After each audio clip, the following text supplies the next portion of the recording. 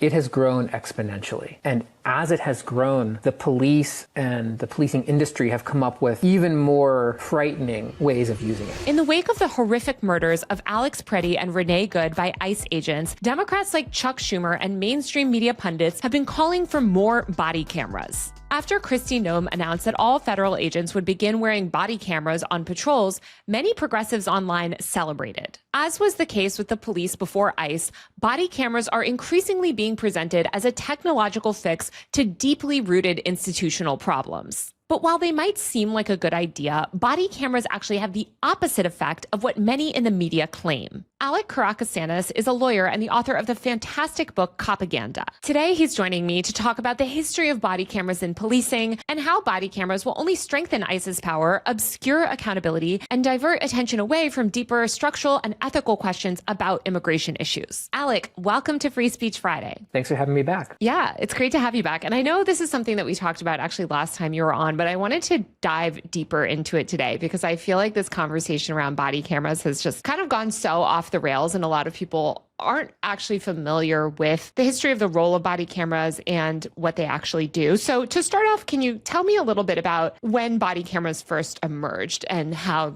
they were used? So body cameras first emerged for police more than 15 years ago. And in the early years, they were really exciting for police forces, especially police leaders and officials. Obviously, the multi-billion-dollar police surveillance industry was very excited about their product. They had a problem, though. They were having trouble getting the funding to support rolling out these essentially mobile surveillance cameras that the police would control. And they couldn't get people to fund them because they were pitching them as something that the police desperately wanted. And we know they desperately wanted them from their own internal communications and marketing documents that I've collected in my research when I studied this issue and wrote about it, right? And also because they were so desperate for them that they were seeking and getting private donations to fund body cameras. So like the LAPD, for example, got private donations from people like Steven Spielberg to fund body cameras for the police, okay? Why did the police back then want it so badly? So body cameras were an extension of this technology that police had started to really like. So the dash cam videos that police started putting on their patrol cars and certain forms of surveillance cameras they were putting up around cities. It was part of a program to get as much of the public on video as possible, what they call total information awareness around communities. And it's very important for the police that they be the ones that control these cameras, where they're placed, what they shoot, when they're turned on, when they're turned off, right? Things like that. It's not just police, though. You have to understand the major players in this. And each of them has slightly different incentives. So a huge proponent of body cameras were actually prosecutors. Prosecutors in our society have a huge problem. No society in the recorded history of the modern world has tried to arrest and jail and prosecute so many people, okay? So the scope of this, over 10 million arrests every year, the system would completely break if all of those people got their constitutional rights. If you got a right to an attorney and an investigator to look into your case, to file motions, if you had to get a jury trial for all those arrests, especially all the low-level misdemeanor cases that are prosecuted, it would completely shut down the entire system. And every one of us would be in jury duty every day, right? So the system relies on coercing people into giving up those rights, into pleading guilty. And the important thing in that process is leverage. So what prosecutors wanted was, especially for very low-level cases. So a lot of the prosecutions around the U.S. are for very low-level misdemeanors, like an unhoused person trespassing somewhere they're not supposed to be, or somebody possessing some drug or something like that, right? So these are the use cases where the body camera really thrives, because it creates really strong evidence that the police can control that coerces people into, instead of fighting their case, well, now there's a video of it so they can plead guilty more quickly. So for prosecutors, it was a huge boon, and everybody understood, both prosecutors and police, that because the police controlled the cameras and because of the nature and the way they're used, they would almost never be used against police. And that's what the data has shown.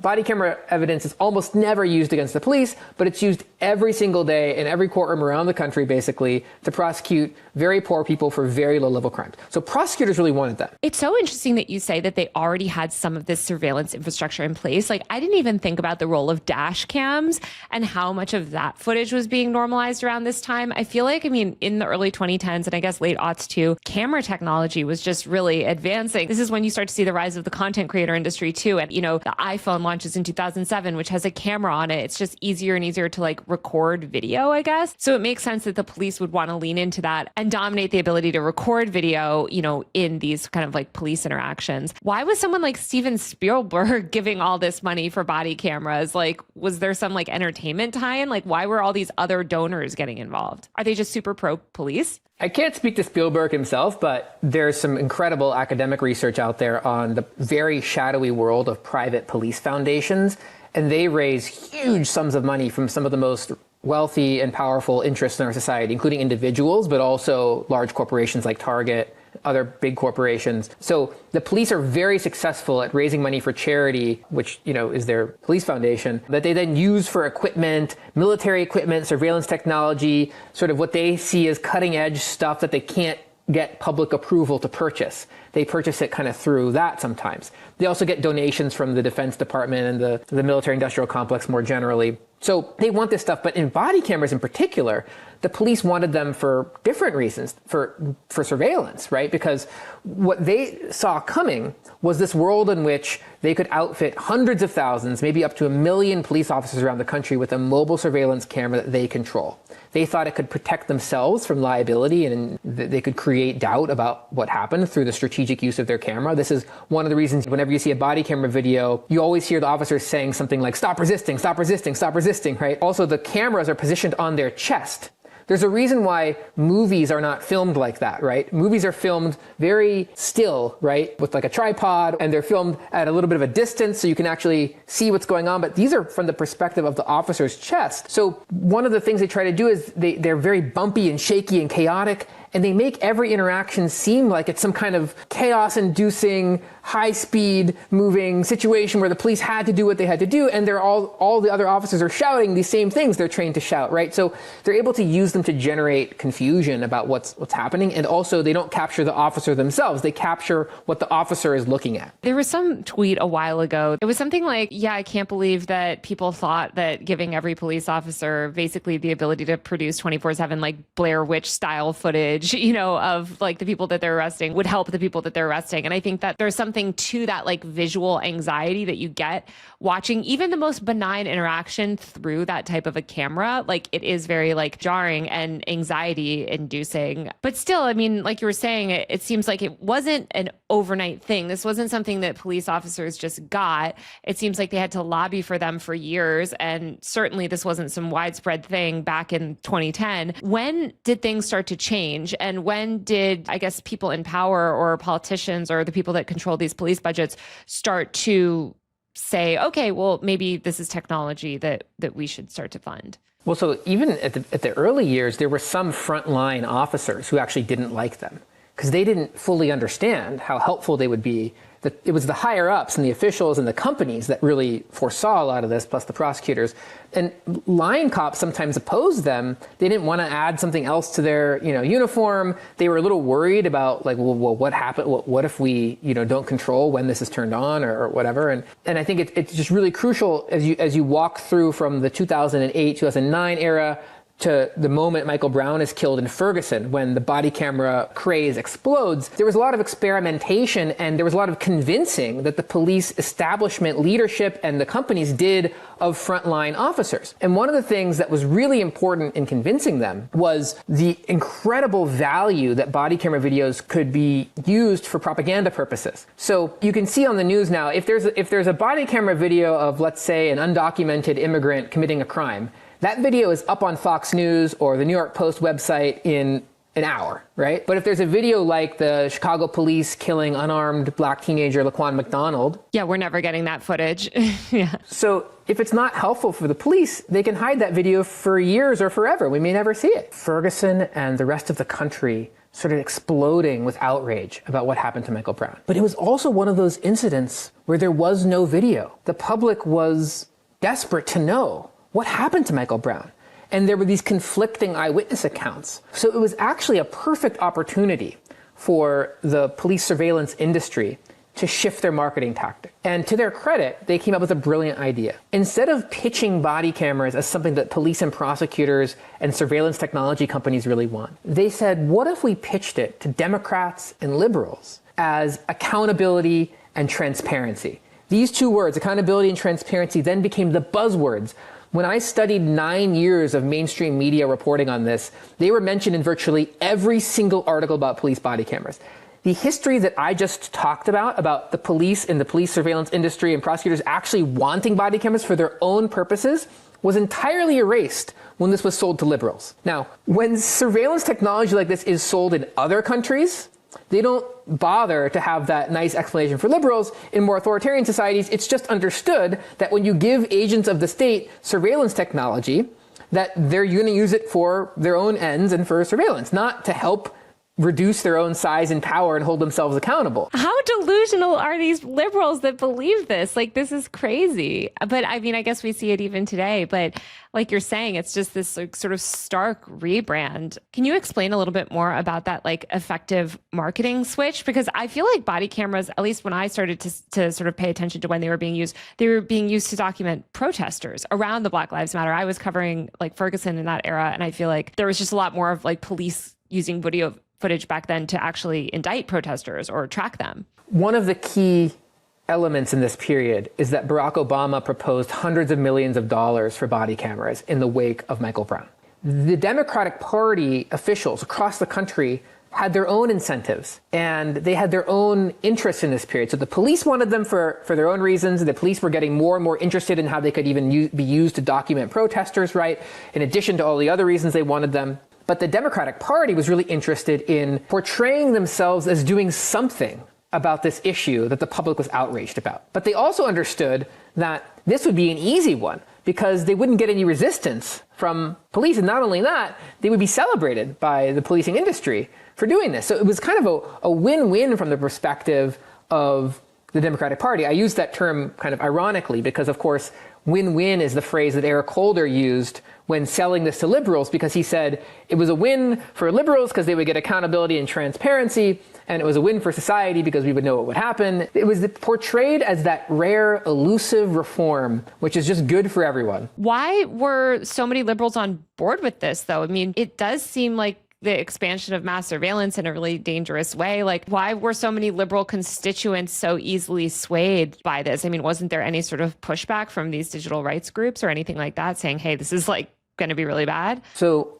anyone who was skeptical of this technology was essentially erased from the mainstream news media in those early years. When I went back and studied the history of mainstream news reporting about this, it's astonishing to see how the people who were warning about the dangers of this and who were trying to make the point that the solution to police brutality and violence is not giving the police more money for surveillance technology were essentially erased from the mainstream news discussion. And instead, something very nefarious happened that I document in my work, which is select people were chosen from progressive or mainstream or liberal nonprofit organizations and universities to be quoted in the news as saying, these are a win-win, these are great, these are going to help accountability and transparency. And so the average person in the public is being bombarded, right? They're being told that these are great, the police want them, so that's good.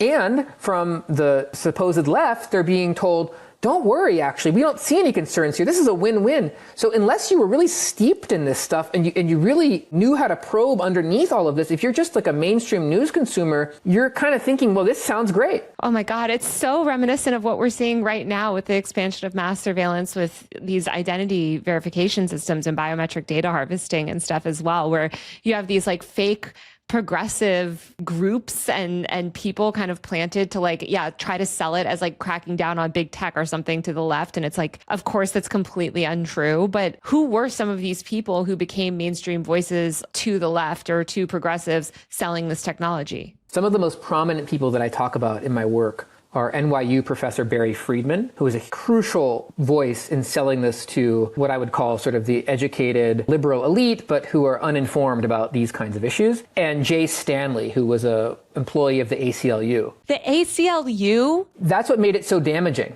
You know, they had this ACLU employee who's out there telling people it's a win-win. Please tell me this man does not still work for the ACLU. I think he does, actually. I haven't checked recently, but I think he does. That is terrifying. So it seems like this kind of rolls out and is mass adopted. And even in 2020, when we had all these conversations about policing, abolish the police. Obviously, that didn't happen. But was there any rollback at all of this technology once it was rolled out, or has it only basically just grown in use since? It has grown exponentially. And as it has grown, the police and the policing industry have come up with even more frightening ways of using it. So one of the most important uses which has emerged in recent years is their ability to control news virality through the use and manipulation of these videos. So if you take, for example, Los Angeles, which is one of the places that we've looked at it the most closely, the LA sheriff alone has 42 full-time PR employees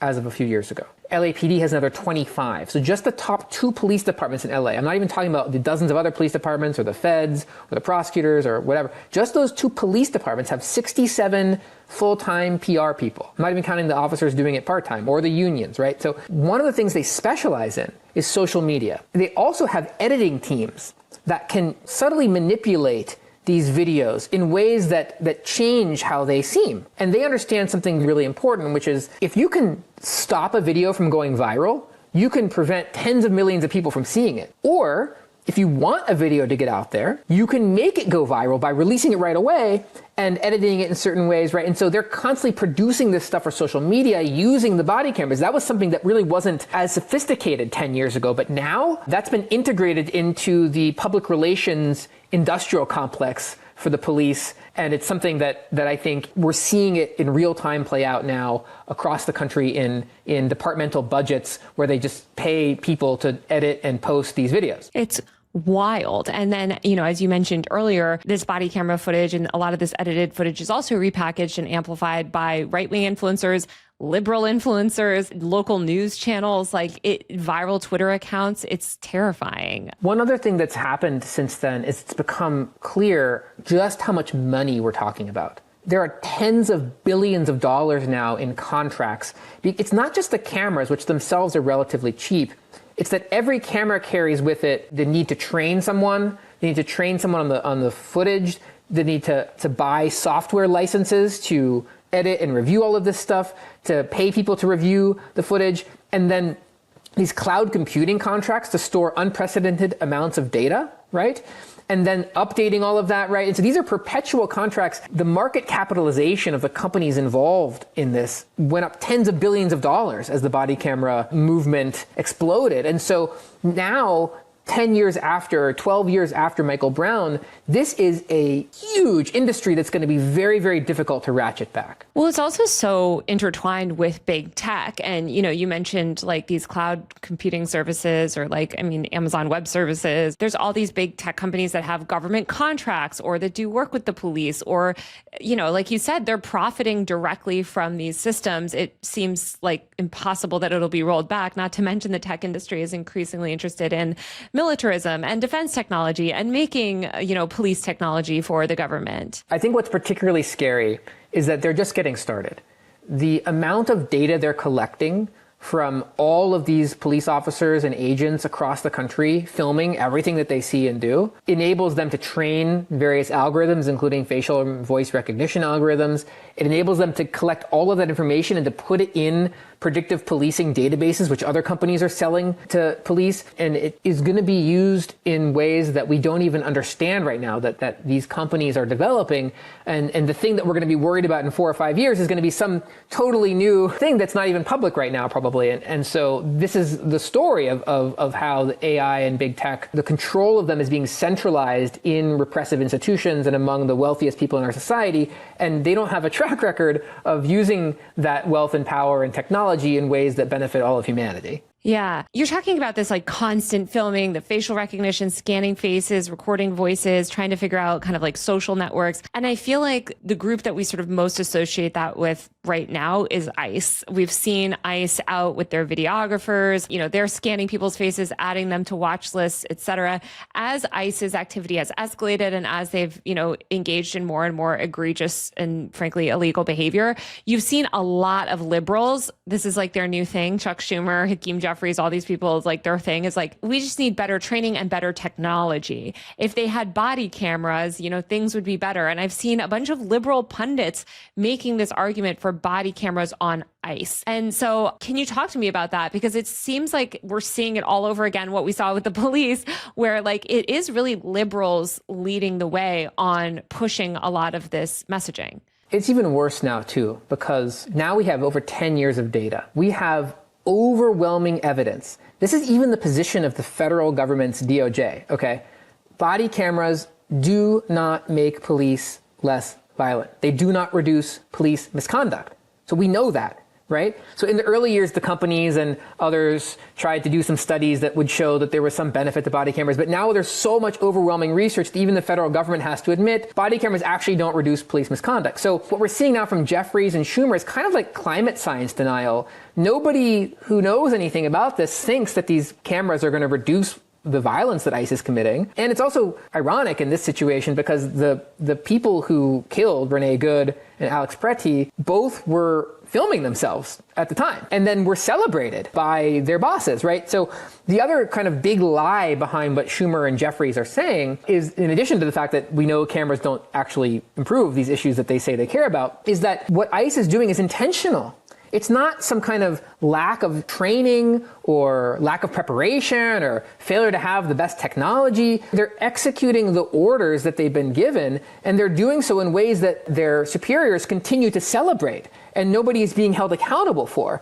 And so this whole charade that we're somehow going to stop them by giving them more video cameras makes absolutely no sense. And training is very similar. Like, nobody who understands what police and ICE training is like would ever recommend that they get more of it. This is where they're learning these tactics. This is where they're learning to be violent. The person who shot Renee Good was a trainer, according to the news reports. So it's very disheartening to see certain key members of the Democratic Party leadership still advocating more body cameras and more training when they advocated the same thing in 2020, and police killed more people in 2021 than they did in 2020, and more people in 2022 than they did in 2021, and more people in 2023 than they did in 2022, and so on and so forth. Yeah, I mean, it's not even just these political leaders, it's liberal pundits as well. It seems like this is something that is just becoming more and more part of the mainstream conversation, where body cameras are almost offered as like a compromise to progressives, where it's like, oh, well, listen, guys, you know, we can't abolish ICE. That would be crazy, but we can do body cameras, as if that's some sort of like concession to progressives. I think because body cameras, as you mentioned, when they were rolled out, were sold as this progressive accountability thing. And they're still to this day not, but I think it's like positioned that way. And you see it in places like the New York Times or other outlets that cover this news. It seems like that's how they kind of write about this stuff as well. It's even more nefarious than that, because what this does is it distracts and co-ops people who are getting outraged and angry and who want to do something about this. And then they're being diverted to this thing that actually the people committing this stuff actually want this. So you saw Kirsty Noem and come out yesterday and say her and Tom Homan were really excited, and now they're going to have ICE using body cameras in Minneapolis. What's so nefarious about body cameras in the policing context and ICE is it focuses our attention on individual actors in individual situations, like, was this person a bad cop or a good cop? Or was this person a bad protester or a good protester? Or did they do something that merited this? And we're not asking the fundamentally deeper questions, like, why is this particular group of armed agents in this neighborhood at this moment right now looking for these people, right? And the failure to focus on the deeper questions leads the Democratic Party, for example, to be demanding things like training and body cameras when they literally just tripled the ICE budget from its already record high last year. So now they're saying you can keep that tripled budget if you also spend more money on surveillance cameras. I mean, it really makes no sense. And it's distracting people away from the fundamental questions about, like, is this the kind of society that we want to live in? Is this the kinds of repressive forces that we want in our communities? Is this the kind of approach we want to human beings that come from other countries? It's really incredible to see the lack of moral and strategic leadership among the Democrats, because even if setting aside the moral issues, strategically, this focus makes absolutely no sense, because you're taking this groundswell of public outrage that you could use to transform some of these systems and to do things that are more popular, and you're funneling them into things that actually won't work and that will actually give your opponents more money and power. Alec, this is exactly what's happening with social media right now, where we have these people that are so outraged, rightfully so, at big tech companies, right? These are not good actors in this space. And they want, quote unquote, like regulate big tech, crack down big tech. And there is this sort of like popular sentiment to say like, hey, we want a different internet. We don't like the way the internet feels. We don't like the way that social media today feels. And instead of passing laws that would actually like data privacy reform and things that would actually affect the business model of these companies and create a less profit-driven internet and create an internet that was not as, divisive and injustified, I guess, it is all being redirected by the Democrats to surveillance laws. You know what's going to make the internet better is mass censorship. No one under the age of 18 able to post. Everybody has to tie their biometric data to every single thing that you read and consume online. Like that is what they're pushing. And they're pushing it kind of exactly as what you're saying. It's like they're diverting the energy that people have for real change, where we could really, for the first time, like really affect our tech landscape in a really positive way and have more privacy protections, consumer protections, have a less profit-driven social media environment. And it's all being driven to surveillance. And it sounds like it's the same thing with body cameras and police tech. It's like it's all being diverted to surveillance. And as you said, rewards for these terrible big tech companies, rewards for the worst actors, rewards for ICE. I mean, in the tech legislation stuff, it's like rewards for Meta, rewards for Google, because they're excited to harvest all this biometric data on children. So it's wild to like think of the parallels there. One of the common features in both that context and in this context and in a variety of other propaganda-related contexts is the Democratic Party establishment and liberal academic establishment and many actors within the nonprofit industrial complex.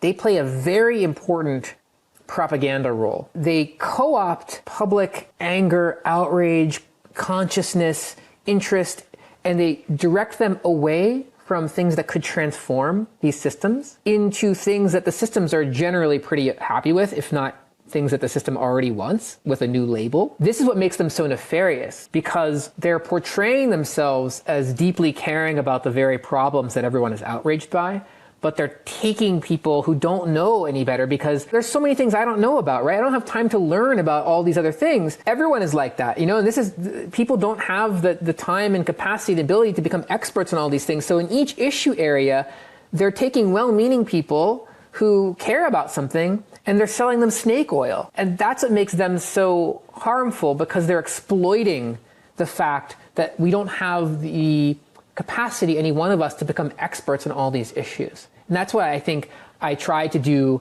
in my book, is really show people how that process works, at least with respect to police, crime, prisons, jails, prosecutors, and courts.